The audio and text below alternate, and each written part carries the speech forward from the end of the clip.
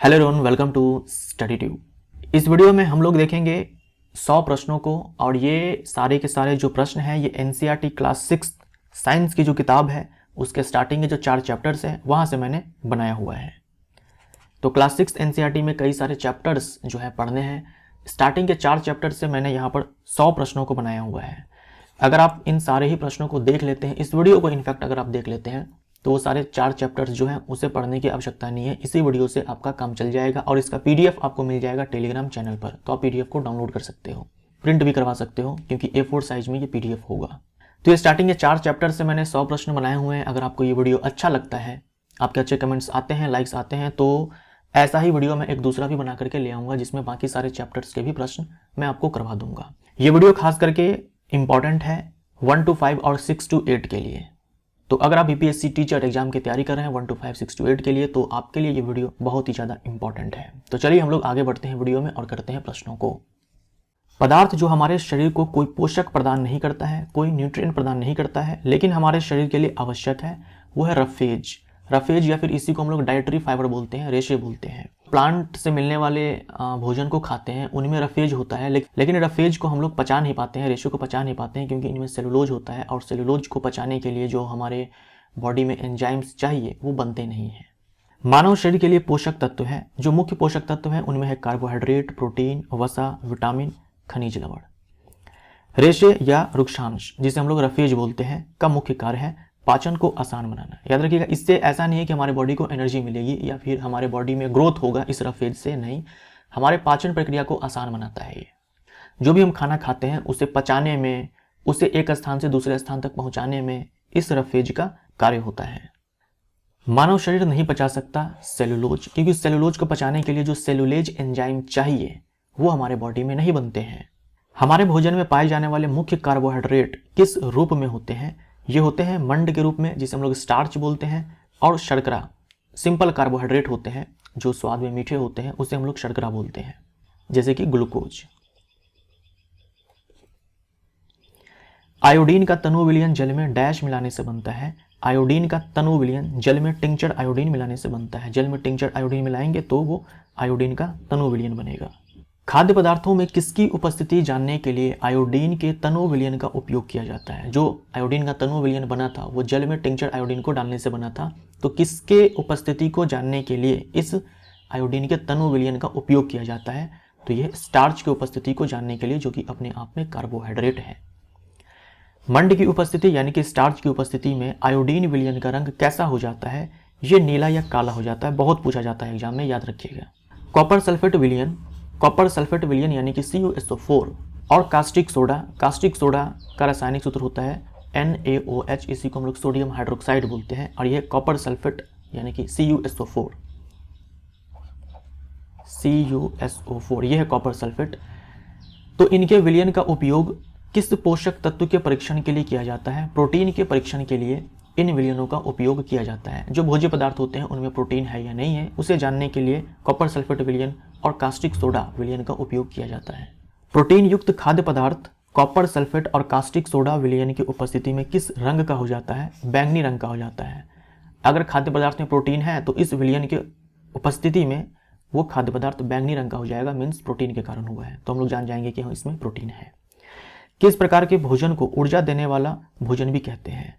तो जो भोजन में कार्बोहाइड्रेट होता है, फैट होता है, प्रोटीन होता है, विटामिन्स होते हैं, मिनरल्स होते हैं, उन सब में जो कार्बोहाइड्रेट और वसा है उनसे हमारे बॉडी को एनर्जी मिलती है। हमारे शरीर को मुख्य रूप से जो ऊर्जा मिलती है वो कार्बोहाइड्रेट और वसा से मिलती है। किस प्रकार के भोजन को शरीर वर्धक भोजन भी कहते हैं? यानी शरीर के वृद्धि के लिए, ग्रोथ के लिए इंपॉर्टेंट है ये भोजन। तो प्रोटीन युक्त भोजन को, प्रोटीन होना चाहिए उस भोजन में। हमारे शरीर को मुख्य रूप से ऊर्जा किस पोषक से प्राप्त होता है? कार्बोहाइड्रेट और उसके बाद वसा से प्राप्त होता है। कार्बोहाइड्रेट और वसा, इन दोनों से ही हमारे शरीर को ऊर्जा मिलती है। लेकिन एक हम बोलते हैं ना इमीडिएट एनर्जी, तुरंत अगर हमें एनर्जी चाहिए तो सबसे पहले जो इस्तेमाल किया जाता है वो कार्बोहाइड्रेट का किया जाता है, जैसे कि ग्लूकोज। आपने देखा होगा कि जो ग्लूकोज का पैकेट आता है उस पर लिखा होता है इंस्टेंट एनर्जी। इंस्टेंट एनर्जी, जैसे आप पिएंगे वैसे ही वो ग्लूकोज, क्योंकि ऑलरेडी ग्लूकोज है, सिंपलर फॉर्म है कार्बोहाइड्रेट का, उससे सिंपल तो कुछ होता नहीं है। जैसे हम ग्लूकोज घोल कर पीते हैं वो सीधा ब्लड में जाता है और जो श्वसन प्रक्रिया होती है उसमें वो ग्लूकोज टूट करके एटीपी में कन्वर्ट होता है और वहाँ से हमें ऊर्जा मिलती है। तो अगर हमारे बॉडी को एनर्जी चाहिए तो सबसे पहले जो हमारा बॉडी है वो इस्तेमाल करेगा कार्बोहाइड्रेट का। अगर कार्बोहाइड्रेट नहीं है तब जाकर के वसा का इस्तेमाल करेगा हमारा बॉडी। किस पोषक तत्व से हमारे शरीर को सबसे अधिक ऊर्जा मिलती है? देखो, सबसे पहले इस्तेमाल तो कार्बोहाइड्रेट का किया जाएगा एनर्जी के लिए, अगर वो कम पड़ जाए तो वसा का इस्तेमाल किया जाएगा। लेकिन अगर हम सेम अमाउंट कार्बोहाइड्रेट और वसा दोनों का ले लें तो वसा से ज़्यादा एनर्जी मिलती है। ये दोनों अलग अलग चीज़ें हैं। किससे ज़्यादा एनर्जी मिलती है? वसा से ज़्यादा एनर्जी मिलती है। लेकिन हमारा बॉडी सबसे पहले किसका इस्तेमाल करता है एनर्जी के लिए? तो है कार्बोहाइड्रेट। हमारे शरीर को प्रोटीन की आवश्यकता क्यों होती है? क्यों हमारे बॉडी को प्रोटीन की आवश्यकता होती है? देखो, एनर्जी के लिए तो मुख्य रूप से है कार्बोहाइड्रेट वसा, हालांकि प्रोटीन से भी एनर्जी मिल सकती है, लेकिन प्राइमरी फंक्शन इसका एनर्जी देना नहीं है प्रोटीन का। तो शरीर की वृद्धि और कोशिकाओं की मरम्मत के लिए जो है हमारे बॉडी को प्रोटीन चाहिए। विटामिन हमारे शरीर के लिए क्यों आवश्यक है? विटामिन जो है रोगों से हमारे शरीर को रक्षा करते हैं।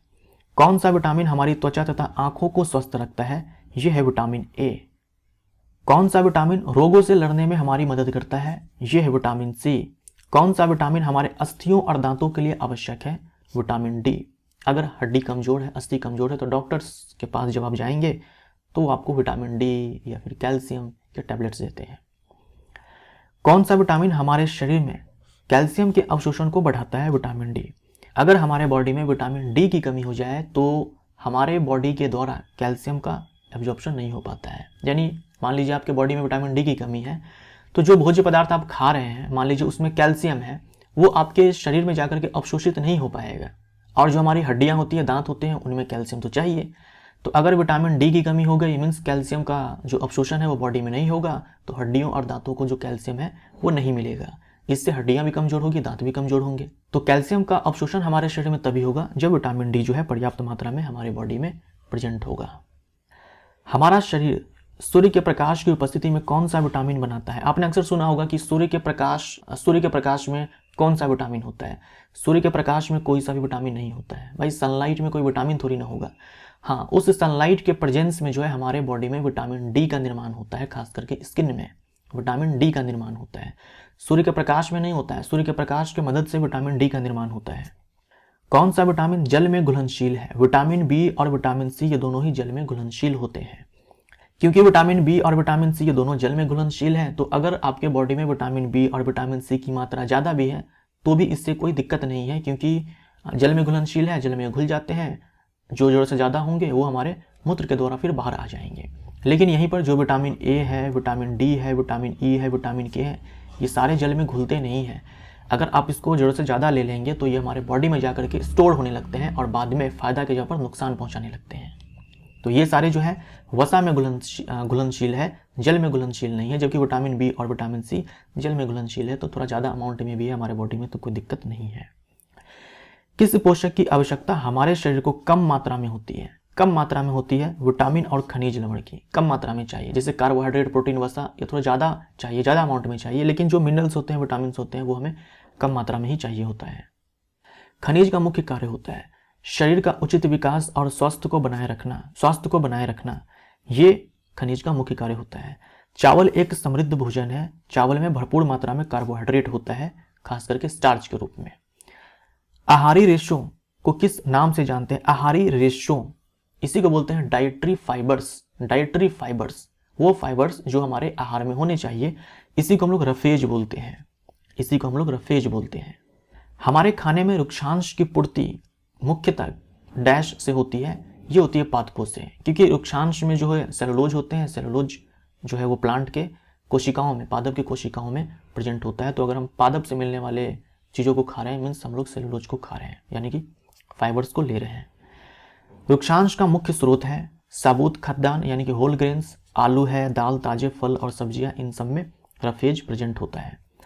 डैश बिना पचे भोजन को बाहर निकालने में हमारे शरीर को मदद करता है, यह रफेज। कौन सा विटामिन पकाने से गर्मी से आसानी से नष्ट हो जाता है? यह विटामिन सी। विटामिन सी और विटामिन बी और विटामिन सी ये दोनों ही जो होते हैं ना, जल्दी ही डिस्ट्रॉय हो जाते हैं हीट करने पर। क्लास 6 में केवल विटामिन सी दिया हुआ है, लेकिन आप विटामिन सी और बी दोनों याद रखेंगे कि हीट करने पर जो है ये आसानी से डिस्ट्रॉय हो जाते हैं। तो अगर आप टमाटर को पका कर खाते हो तो टमाटर में जो विटामिन सी है फिर वो आपको नहीं मिलेगा क्योंकि वो नष्ट हो जाएगा। किस पोषक की अधिक मात्रा मोटापे का कारण बनती है? ये है वसा, फैट। वे रोग जो लंबी अवधि तक पोषक के अभाव के कारण होते हैं उन्हें क्या कहते हैं? भाई लंबे टाइम से आपके बॉडी में मान लीजिए प्रोटीन की कमी हो रही है, कार्बोहाइड्रेट की कमी हो रही है, फैट की कमी हो रही है, विटामिन मिनरल्स इन सब की कमी हो रही है, तो इसे हम लोग बोलते हैं डेफिशिएंसी डिजीज। विटामिन ए की कमी से कौन सा रोग होता है? विटामिन ए की कमी से क्षीणता, दृष्टिहीनता यानी कि पुअर विजन, देखने में आपको प्रॉब्लम होगी। जैसे ही थोड़ा सा अंधेरा हुआ कि चीज़ें जो है आपको स्पष्ट दिखाई नहीं देगी अगर आपके बॉडी में विटामिन ए की कमी हो जाए तो। विटामिन बी1 की कमी से कौन सा रोग होता है? विटामिन बी1 की कमी से बेरी रोग होता है, बेरी। विटामिन सी की कमी से कौन सा रोग होता है? स्कर्वी बोलते हैं, स्कर्वी नामक रोग हो जाता है अगर विटामिन सी की कमी होती है तो। आयोडीन की कमी से कौन सा रोग होता है? आयोडीन की कमी से घेंगा होता है, गोइटर होता है। लोहा की कमी से कौन सा रोग होता है? अरक्ता बोलते हैं, इसे एनीमिया बोलते हैं।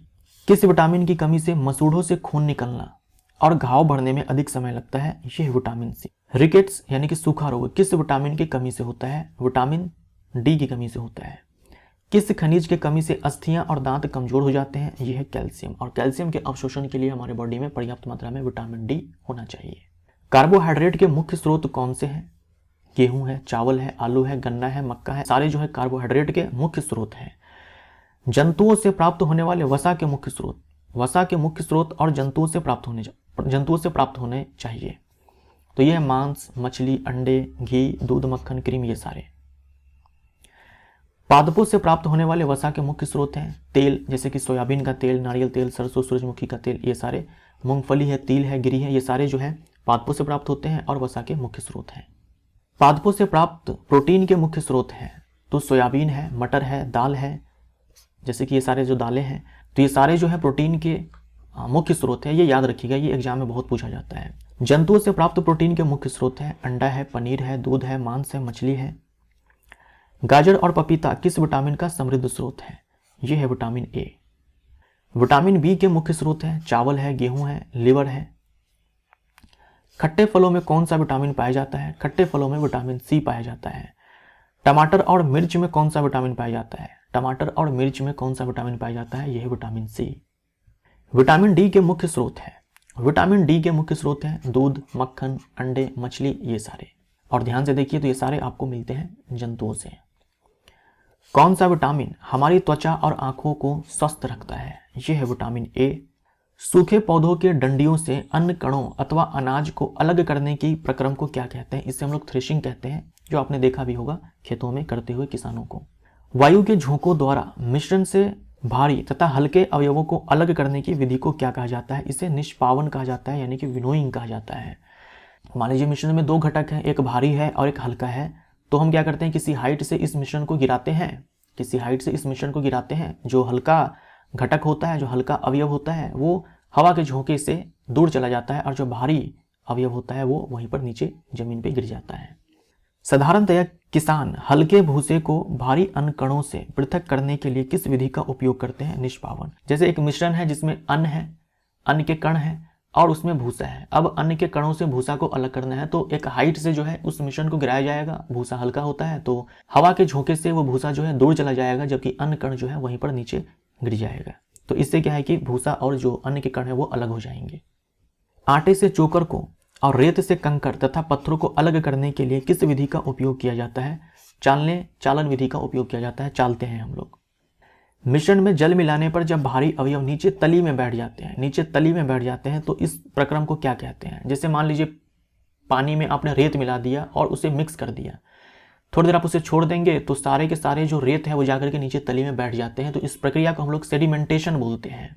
अब मान लो रेत नीचे बैठ गया और ऊपर में पानी है, अब उस पानी को क्या करेंगे, हम लोग दूसरे बर्तन में निकाल लेंगे ताकि रेत जो है एक बर्तन में रह जाए और पानी दूसरे बर्तन में रह जाए। तो ये जो पानी हम उड़ेल रहे हैं दूसरे बर्तन में, उससे हम लोग बोलते हैं डिकेंटेशन यानी कि निस्तारण।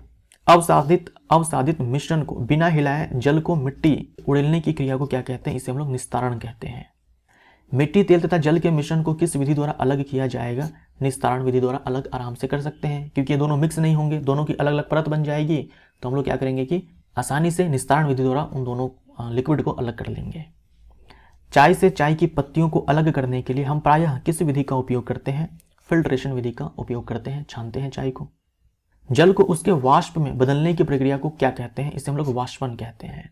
जल कहीं पर भी है तो धीरे धीरे जो है वो भाप में बदलता रहता है, इसी प्रक्रिया को हम लोग इवेपोरेशन बोलते हैं, वाष्पन बोलते हैं। समुद्र के पानी से नमक को किस विधि द्वारा प्राप्त किया जाता है? वाष्पन विधि द्वारा प्राप्त किया जाता है। एक गड्ढा आपने बना दिया, उसमें समुद्र का जल डाल दिया, धीरे धीरे जल का वाष्पीकरण हो जाएगा, बच जाएगा उसमें नमक। जल वाष्प को उसके द्रव अवस्था में बदलने की प्रक्रिया को क्या कहते हैं? तो पहले जल था, ये भाप में बदला, इसे हम लोगों ने क्या कहा? वाष्पन बोला। वापस से वेपर, ये जो वाष्प है ये जल में कन्वर्ट होगा तो इसे हम लोग संघनन बोलेंगे, कंडेंसेशन बोलेंगे। जल का वाष्प में बदलना वाष्पन और वाष्प का जल में बदलना संघनन। जब किसी विलयन में और अधिक विलय पदार्थ घुलाने की क्षमता ना हो तो इस विलयन को क्या कहा जाता है? जैसे मान लीजिए आपने एक गिलास पानी लिया, उसमें कुछ नमक डाला, आपने मिलाया और नमक घुल गया। आपने कुछ और नमक डाला, वापस से वो घुल गया, आपने कुछ और डाला, वापस से घुल गया। लेकिन ऐसा तो नहीं है ना कि आप डालते जाएंगे और वो घुलता जाएगा नमक पूरा का पूरा। एक समय ऐसा आएगा जब जो वो विलयन है जो आपने ऑलरेडी बना कर रखा है कुछ नमक घोल करके, वो सेचुरेट हो जाएगा, संतृप्त हो जाएगा, है ना। वो संतृप्त हो जाएगा मीन्स वो आपसे कहेगा कि अब मैं और नहीं घुला सकता। तो जब विलयन में और अधिक मात्रा में विलय पदार्थ, जो हमारे केस में यहाँ पर नमक है, वो नहीं घुले तो हम बोलेंगे कि विलयन जो है संतृप्त है, हम बोलेंगे कि विलयन संतृप्त है। लेकिन आप चाहते हो कि नहीं थोड़ा सा नमक हम और घुला दें, तो आप क्या करो, उस विलयन को थोड़ा सा गर्म कर लो। जैसे आप गर्म करेंगे तो उसकी विलयता जो है वापस से थोड़ी बढ़ जाएगी, यानी वो संतृप्त विलयन था ना, अब वो वापस से असंतृप्त हो जाएगा और कुछ और नमक वो अपने में घोल लेगा। तो विलयन को गर्म करने पर उसकी विलयता जो है क्या होता है उसका, तो ये बढ़ जाती है, यानी वापस से ये संतृप्त से असंतृप्त विलयन हो जाएगा और कुछ और मात्रा में विलय पदार्थ को घुला लेगा। छोटे हरे एवं कोमल तने वाले पौधों को क्या कहते हैं? तो उसे हम लोग शाक बोलते हैं। शाक जो होते हैं वो काफ़ी छोटे होते हैं, हरे होते हैं और उनका जो स्टेम होता है वो काफ़ी सॉफ्ट होता है। कुछ पौधों में शाखाएं तने के आधार के समीप से निकलती है। तना कठोर होता है लेकिन अधिक मोटा नहीं होता है। इन पौधों को क्या कहते हैं? इसे हम लोग झाड़ी बोलते हैं, श्रप्स बोलते हैं। कमजोर तने वाले पौधे सीधे खड़े नहीं हो सकते हैं और ये भूमि पर फैल जाते हैं और इन्हें डैश कहते हैं। जबकि कुछ पौधे सहायता से ऊपर चढ़ जाते हैं, ऐसे पौधे डैश कहलाते हैं। जो कमजोर तने वाले पौधे होते हैं जो सीधे खड़े नहीं हो पाते हैं, ये भूमि पर ही रेंगते रहते हैं, इसे हम लोग विसर्पी लता बोलते हैं, क्रीपर्स बोलते हैं। क्रीपर्स यानी कि रेंगते रहते हैं ये भूमि पर ही, क्योंकि इनका तना इतना सॉफ्ट होता है कि ये खड़े नहीं हो सकते हैं। विसर्पी लता हिंदी में बोलते हैं। और कुछ पौधे ऐसे होते हैं जो सपोर्ट के सहारे, है ना, किसी सपोर्ट के सहारे वो ऊपर चढ़ने लगते हैं, तो ऐसे पौधों को हम लोग बोलते हैं आरोही। आरोही यहाँ छूट गया है, आरोही, इसे बोलेंगे क्लाइंबर्स। क्लाइंबर्स। पत्ती का वह भाग जिसके द्वारा वह तने से जुड़ी होती है क्या कहलाता है? देखो ये पत्ती है और ये तना है, तो पत्ती और तने को आपस में जोड़ने वाली जो संरचना होती है उसे हम लोग पेटियोल बोलते हैं, पर्णवृंत बोलते हैं। पर्णवृंत का क्या काम है? पत्ती को तने से जोड़ना। और ये जो पार्ट है, इस पूरे पार्ट को हम लोग बोलते हैं लैमिना बोलते हैं, फलक बोलते हैं। तो पत्ती के चपटे हरे भाग को फलक बोलते हैं। इसी में फोटोसिंथेसिस होता है, प्रकाश संश्लेषण होता है। पत्तियों पर शिराओं द्वारा बनाए गए डिजाइन को क्या कहते हैं? इसे हम लोग शिरा विन्यास कहते हैं, लीफ वेनेशन कहते हैं। जो पत्तियां होती है उसमें जो विन्यास होते हैं, ऐसे एक बीच में मोटा सा होता है, फिर ऐसे होता है, इसे हम लोग शिरा विन्यास बोलते हैं। पत्ती के मध्य में एक मोटी शिरा दिखाई देती है, इसे क्या कहते हैं? ये जो बीच वाली शिरा होती है जो सबसे मोटी होती है, इसे हम लोग मिड रिब बोलते हैं, मध्य शिरा बोलते हैं। और बाकी सारे जो होती है उसे हम लोग सिंपली शिराएं बोलते हैं, वेन्स बोलते हैं।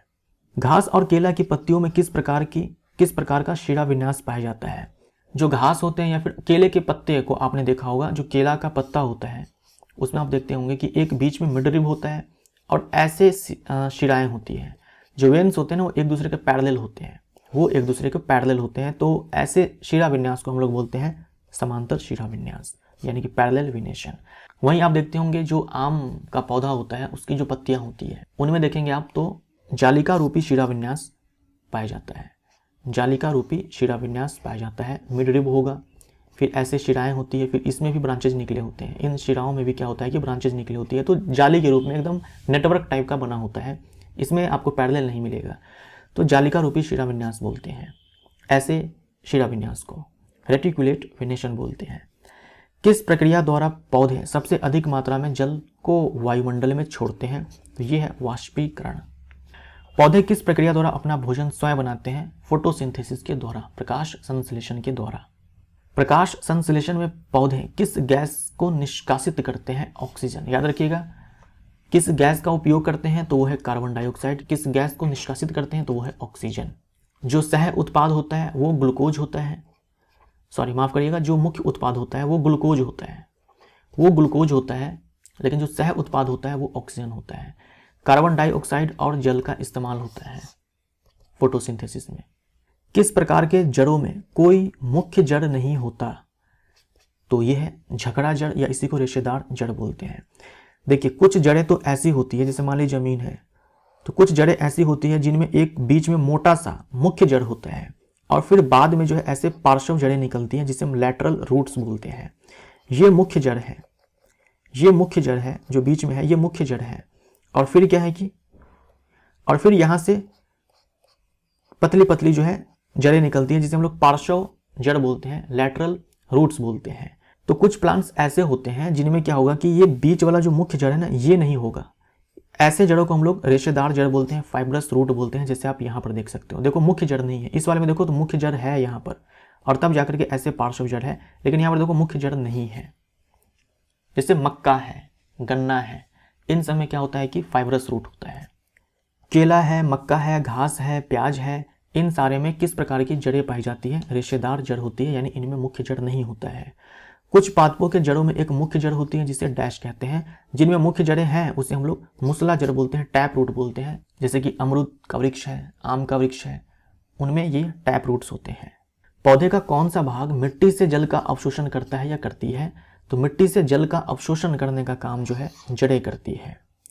पौधे का कौन सा भाग जल तथा खनिज को जड़ से पत्ती एवं अन्य भागों तक पहुंचाता है?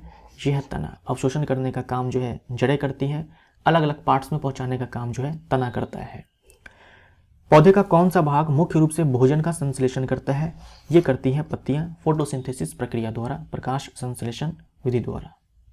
गाजर, मूली, शकरकंद है, शलजम है, टेपियाको है, ये सारे जो होते हैं, ये सारे प्लांट्स के कौन से भाग होते हैं? तो ये सारे जो है जड़ है। जो गाजर हम खाते हैं, मूली खाते हैं, शकरकंद, शलजम, ये सारे जो है ये जड़ है। ये प्लांट का क्या है कि जड़ है। जो पत्तियां भोजन बनाती है फोटोसिंथेसिस में, वो जा करके इनमें स्टोर्ड हो जाते हैं, जिसे हम लोग खाते हैं। पुष्प के रंगीन भाग को क्या कहते हैं? पुष्प के रंगीन भाग को हम लोग पंखुड़ियाँ बोलते हैं, पेटल्स बोलते हैं। ये जो आप देख रहे हो रंगीन भाग है, कलरफुल पार्ट जो है, इसी को हम लोग बोलते हैं पंखुड़ियाँ। और यहाँ पर देखो तो ये जो ग्रीन वाला पार्ट होता है, पत्ती जैसी हमें दिखती है, इसे हम लोग बाह्यदल बोलते हैं। तो पुष्प का सबसे बाहरी भाग जो पत्ती के समान हरे रंग का होता है क्या कहलाता है? इसे हम लोग सेपल्स बोलते हैं, बाह्यदल बोलते हैं। और उसके बाद जो है ये पंखुड़ियाँ होती है, पेटल्स होते हैं, जिसे हम लोग सिंपली दल भी बोल देते हैं। पुष्प के केंद्र में स्थित भाग को क्या कहते हैं? पुष्प के ठीक बीचों बीच जो है स्त्री केसर मिलता है, पिस्टिल मिलता है। स्त्री केसर के मुख्य भाग कौन से हैं? 3 मुख्य भाग होते हैं। यहाँ देखो, ये एक स्त्री केसर का पूरा संरचना दिखलाया गया यहाँ पर। सबसे ऊपर वाले भाग को वर्तिकाग्र बोलते हैं, स्टिग्मा बोलते हैं। बीच वाले भाग को स्टाइल बोलते हैं, और सबसे नीचे जो फूला हुआ भाग होता है उसे हम लोग अंडाशय बोलते हैं, ओवरी बोलते हैं। तो वर्तिकाग्र है, वर्तिका है, अंडाशय। Very very important. स्त्री केसर का सबसे निचला एवं फूला हुआ भाग क्या कहलाता है? इसे हम लोग अंडाशय बोलते हैं। अंडाशय के आंतरिक भाग में गोल गोल संरचनाएं पाई जाती है, इन्हें डैश कहते हैं। इन्हें हम लोग बीजांड कहते हैं, ओव्यूल कहते हैं। जो आपने देखा अभी कि ये स्टिग्मा था, ये बीच वाला स्टाइल था, और ऐसे ही ओवरी। तो ओवरी में जो है गोल गोल संरचनाएं पाई जाती है, जिसे हम लोग बोलते हैं बीजांड, ओव्यूल बोलते हैं। पुष्प का मादा जनन भाग क्या कहलाता है? इसे हम लोग स्त्री केसर या फिर अंडप भी बोल देते हैं, कार्पल बोलते हैं इंग्लिश में, या फिर पिस्टिल बोलते हैं। पुष्प का नर जनन भाग क्या कहलाता है? इसे हम लोग पुंकेसर बोलते हैं। पुंकेसर इंग्लिश में स्टेमेन बोलते हैं। पुंकेसर के मुख्य भाग कौन से होते हैं? जैसे हम लोगों ने देखा अभी स्त्री केसर के 3 भाग, स्टिग्मा, स्टाइल, ओवरी, वैसे ही जो ये पुंकेसर होता है, जो कि पुष्प का नर जनन भाग है, इनके 2 पार्ट्स होते हैं। परागकोश, जिसमें परागकण का निर्माण होता है, पॉलिन का निर्माण होता है, और देखो ये तंतु है, फिलामेंट है। यहां देखिए ये है परागकोश, जिसमें परागकण का निर्माण होता है, और ये पूरा है तंतु। तो 2 ही पार्ट्स होते हैं, एंथर और फिलामेंट, परागकोश और तंतु। आलू और प्याज पादप का कौन से भाग होते हैं? तो आलू और प्याज जो है ये भूमिगत तने का रूपांतरण होता है, यानी ये जो है तना है ना। आलू और प्याज जो है तना है। मानव शरीर में कुल कितनी पसलियां होती है? मानव शरीर में कुल पसलियां जो होती है वो 24 होती हैं, 24 बोल दो, या फिर 12 जोड़ियां पसलियां होती है, ऐसे बोल दो।